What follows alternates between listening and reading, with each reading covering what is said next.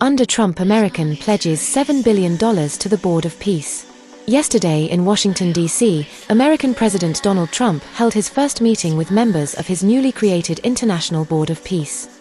In a combined effort between nations to solve many of the world's problems, starting with Palestine, specifically Gaza, it seems as if President Trump is not only spearheading a new global order but solidifying himself in terms of global governance. President Trump's Board of Peace comes on the heels of America contemplating pulling itself out of NATO. In terms of Gaza, President Trump has openly stated that America will pledge $10 billion to the international organization. It was also revealed by President Trump several nations have also made monetary pledges to the tune of $7 billion. Some of those nations were Bahrain, Qatar, Saudi Arabia, Uzbekistan, and Kuwait.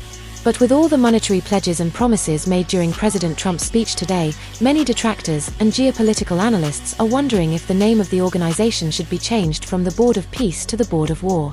The first reason for this is because instead of the use of diplomacy and compromise, it appears to many detractors that gunboat diplomacy or diplomacy under threat is being used by the Board of Peace.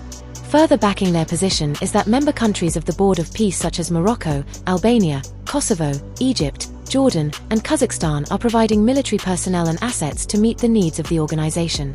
The second reason that backs their position is the statement made by former American Middle East negotiator Aaron David Miller. "The money is no good if you can't spend it." The idea of pledging a significant amount of funds sounds like a great idea to many, but if Israel is going to play a role in the inspection and allocation of those funds, the most likely conclusion is that the Palestinians will never see all the funds flow through to Palestine.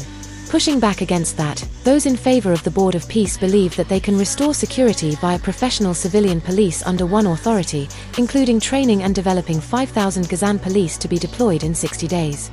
Beyond this, out of 27 countries that joined the Board of Peace, countries such as Austria, France, Germany, Greece, Ireland, Italy, New Zealand, Norway, Poland, Slovenia, Sweden, the United Kingdom, Ukraine, and the Vatican.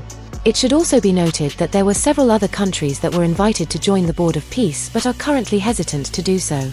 The countries that fall into this category are Australia, Brazil, China, Cyprus, the European Commission, Finland, India, Japan, the Netherlands, Oman, Portugal, Romania, Russia, Singapore, South Korea, Switzerland, and Thailand.